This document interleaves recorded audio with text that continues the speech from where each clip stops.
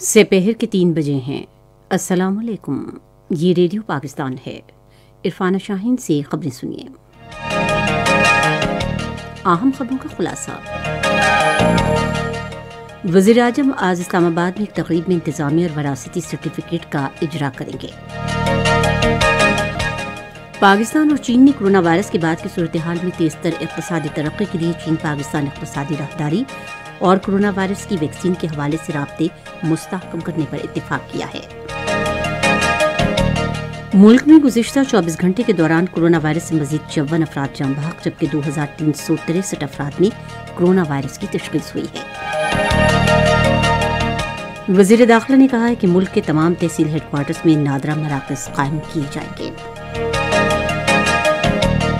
اقوام متحدہ میں پاکستان نے کہا ہے کہ ہنگامی اختیارات کے کالے قوانین کے تحت بھارتی تسلط کے خلاف برسر پیکار کشمیری سیاسی رہنماؤں پر مظالم کی انتہا ان کے بنیادی انسانی حقوق کی صریح خلاف ورزی ہے۔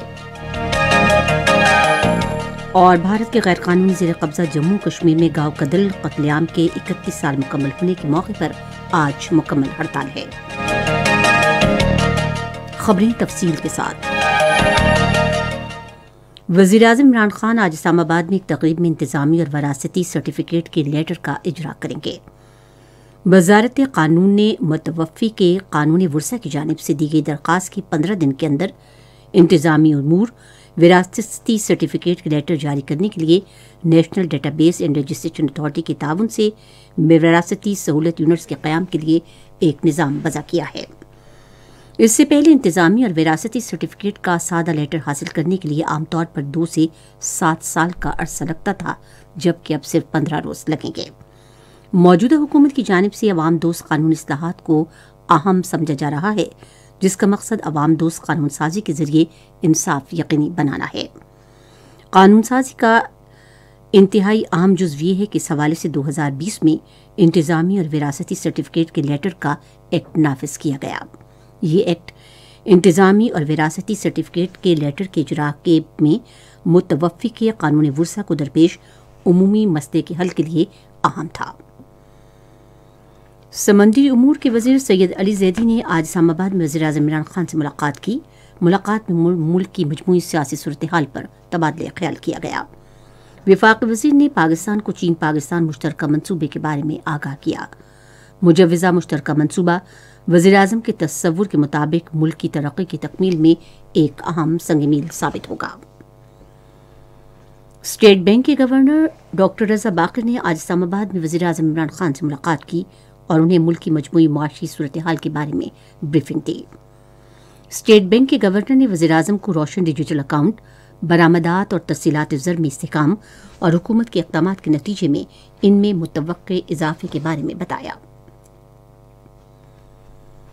چین میں پاکستان کے سفیر معین الحق نے آج بیجنگ میں ایشیائی امور کے بارے میں وزیر اعظم چین کے نائب وزیر لو یوشو سے ملاقات کی اور 2021 میں 2 طرفہ وفود کے تبادلوں اور تعاون کو مزید مستحکم بنانے پر تبادلہ خیال کیا۔ فریقین نے کرونا وائرس کی عالمی وبا سے درپیش مشکلات کے باوجود 2020 میں 2 طرفہ تعلقات میں بتدریج بہتری کا جائزہ لیتے ہوئے اس پر اطمینان کا اظہار کیا۔ ملاقات میں کرونا وائرس کے بعد معیشت کی تیز تر بحالی کے لیے چین پاکستان اقتصادی راہداری اور کرونا وائرس کی ویکسین پر رابطے کو مستحکم کرنے پر بھی اتفاق کیا گیا۔ ملک بھر میں گزشتہ 24 گھنٹے میں کرونا وائرس سے مزید متاثرہ 54 افراد جاں بحق، جبکہ 2363 افراد میں وائرس کی تشخیص ہوئی ہے۔ تازہ ترین اعداد و شمار کے مطابق اس دوران 43,744 افراد کے کرونا ٹیسٹ کیے گئے۔ وائرس سے متاثرہ 4,80,600 مریض صحت یاب بھی ہو چکے ہیں۔ وزیر داخلہ شیخ رشید احمد نے کہا ہے کہ ملک کے تمام تحصیل ہیڈ کوارٹرز میں نادرہ مراکز قائم کیے جائیں گے۔ وہ کراچی میں نادرہ کے بڑے مرکز کے دورے کے بعد صحافیوں سے گفتگو کر رہے تھے۔ انہوں نے کہا کہ ملک کے پاسپورٹ میں جدید چپ نصب کی جائے گی اور اب پاسپورٹ 10 سال کی مدت کے لیے جاری کیا جائے گا۔ انہوں نے کہا کہ نادرہ عوام کو مزید سہولیات فراہم کرے گا اور قومی شناختی کارڈ صرف پاکستان کے شہریوں کو ہی جاری کیا جائے گا۔ انہوں نے کہا کہ تمام فریقین کے تعاون سے کراچی کو ایک محفوظ شہر میں تبدیل کیا جائے گا۔ سندھ کے وزیر اعلیٰ سید مراد علی شاہ نے آج کراچی میں کراچی میٹروپولیٹن کارپوریشن کے مالی معاملات کے بارے میں ایک اعلیٰ سطح کے اجلاس کی صدارت کرتے ہوئے فوری مالیاتی ضروریات پورے کرنے کے لیے 1 کروڑ 70 لاکھ روپے فراہم کرنے کی منظوری دی ہے۔ اس موقع پر وزیر اعلیٰ کے ایم سی کو ہدایت کی انہوں نے کہ وہ اپنی آمدن میں اضافے کے لیے اپنے پارکوں اور سرکاری رہائش گاہوں کو سرکاری اور نجی شراکت داری کے تحت چلائیں۔ سید مراد علی شاہ نے متعلقہ حکام کو موبائل فون ٹاور سے حاصل ہونے والے ٹیکس کو بھی کے ایم سی کو منتقل کرنے کی ہدایت کی۔ یہ خبریں آپ ریڈیو پاکستان سے سن رہے ہیں۔ خیبر پختونخوا کی حکومت نے صوبے میں گھریلو تشدد کے واقعات کی روک تھام کے لیے خواتین کے تحفظ کے تاریخی بل کی منظوری دی ہے۔ پشاور میں سماجی بہبود کے صوبائی وزیر حشام اللہ خان نے آج یہ بات تیسرے پہر پشاور میں معاون خصوصی کامران بنگش کے ہمراہ نیوز بریفنگ میں کہی۔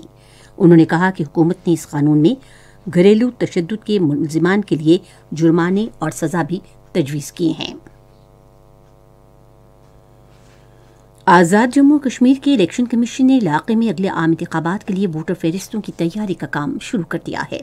کمیشن نے 18 سال سے زائد عمر کے نوجوانوں سے کہا ہے کہ وہ نادرہ سے اپنے قومی شناختی کارڈ حاصل کریں اور پھر رائے دہندگان کی فہرست میں اپنا نام اندراج بھی کرائیں۔ پاکستان نے اقوام متحدہ کے سیکرٹری جنرل اینٹونیو گوتریس پر زور دیا ہے کہ نئی دہلی کی تہاڑ جیل میں قید کشمیری رہنما محمد یاسین ملک کی رہائی کے لیے بھارت پر اپنا اثر و رسوخ استعمال کریں۔ اقوام متحدہ کے سربراہ کے نام ایک خط میں عالمی ادارے میں پاکستان کے مستقل مندوب منیر اکرم نے مشال ملک کی جانب سے شدید علیل اپنے خامد کی رہائی کی اپیل پر بھی خط کے ساتھ منسلک کی ہے۔ منیر اکرم کا کہنا ہے کہ ہنگامی اختیارات کے قائل قوانین، قانونی کارروائی اور تحفظ کے بغیر قوانین اور عالمی لائحہ عمل کے ذریعے بھارتی تسلط کے خلاف برسر پیکار کشمیری سیاسی رہنماؤں پر مظالم کی انتہا ان کے بنیادی انسانی حقوق کی صریحاً خلاف ورزی ہے۔ بھارت کے غیر قانونی زیر قبضہ جموں کشمیر میں شہدائے کدل کی 31ویں برسی کے موقع پر آج سری نگر میں گاؤں کدل اور اس سے ملحقہ علاقوں میں مکمل ہڑتال ہے۔ ہڑتال کی اپیل کل جماعتی حریت کانفرنس نے کی ہے۔ گاؤں کدل، بسنت باغ، گاؤں کانی گدل، چھوٹا بازار، عیدگاہ، درگاہ رہنواڑی، خانیار، نوہٹا، مہاراج گنج، صفا کدل، معصومہ، کرال کھنڈ اور شہر کے دوسرے علاقوں میں تمام دکانیں اور کاروباری مراکز بند ہیں۔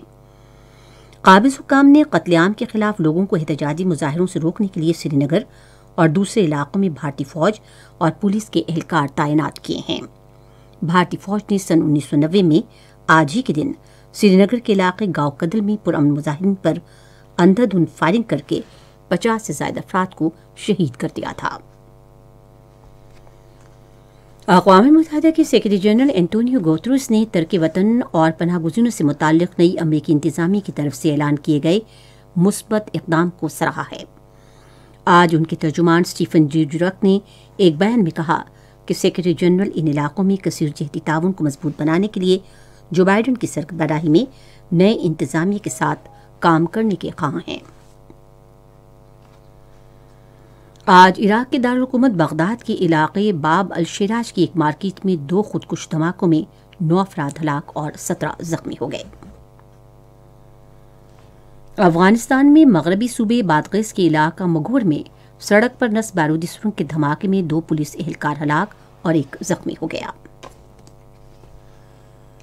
محکمہ موسمیات کی پیشگوئی کے مطابق آئندہ 12 گھنٹے کے دوران پنجاب کے میدانی علاقوں میں دھند چھائے رہنے کا امکان ہے۔ کشمیر، گلگت بلتستان، بالائی خیبر پختونخوا اور شمالی بلوچستان میں موسم شدید سرد، جبکہ ملک کے دیگر حصوں میں موسم سرد اور خشک رہے گا۔ آج بعض ریکارڈ کیا گیا بعض بڑے شہروں کا درجہ حرارت کچھ اس طرح سے رہا کہ Islamabad 21 degree centigrade, Lahore 19، Karachi 27، Peshawar 23، Quetta 20، Gilgit 10، Murree 15 اور مظفر آباد 13 ڈگری سینٹی گریڈ۔ بھارت کے غیر قانونی زیر قبضہ جموں کشمیر کے بارے میں محکمہ موسمیات کی پیشگوئی کے مطابق جموں میں موسم سرد اور خشک، جبکہ سری نگر، لیہ، شوپیاں، پلوامہ، اننت ناگ اور بارہ مولہ میں موسم شدید سرد اور خشک رہے گا۔ آج ریکارڈ کیے گئے درجہ حرارت سری نگر، پلوامہ، اننت ناگ، شوپیاں اور بارہمولہ میں -4 ڈگری سینٹی گریڈ، جموں 20 اور لیہ میں -20 ڈگری سینٹی گریڈ ریکارڈ کیا گیا۔ خبریں ختم ہوئیں۔ مزید خبروں اور تجزیوں کے لیے ہماری ویب سائٹ ہے radio.gv.pk اور فیس بک کے link radio Pakistan news official پر آپ ہماری ان خبروں کی براہ راست ویڈیو اسٹریمنگ بھی ملاحظہ کر سکتے ہیں۔